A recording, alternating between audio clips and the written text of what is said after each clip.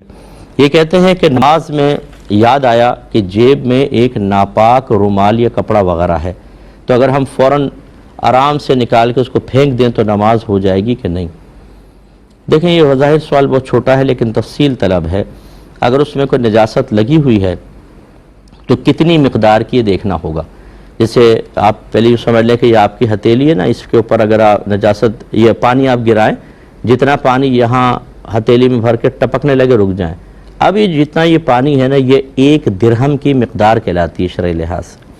اب آپ نے دیکھنا ہوگا اگر کپڑے پر 1 درہم سے کم نجاست لگی ہے تو پھر تو آپ کی نماز ہو جائے گی، کنٹینیو بھی رکھیں تو ہو جائے گی، اور اگر 1 درہم کے برابر ہے تب بھی نماز ہو جائے گی، لیکن بہتر ہے اس کو نکال دیں، لیکن آپ کو دوبارہ پڑھنی ہوگی نماز۔ اور اگر 1 درہم سے زائد تھی تو پھر یاد رکھیں، چاہے آپ نے تکبیر لگا لی ہو، یہ نماز شروع ہی نہیں ہوئی، کیونکہ اس ناپاک کپڑے کے ساتھ آپ نماز پڑھ رہے ہیں، اس کو نکالیں اور نئے سرے سے آپ کو نماز پڑھنی ہوگی۔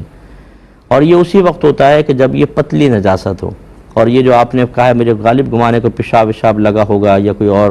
لیکوڈ ہوگی، اگر گاڑی نجاست ہوتی جیسے گوبر وغیرہ تو اس میں تو پھر یہ وزن دیکھا جاتا ہے 4.5 ماشا کا وزن، 4.5 ماشا اتنا سا اگر ہو تو لیکن وہ میرے خیال میں رومال میں تو نہیں لگے گا، یہ لیکوڈ ہی ہوگی، کوئی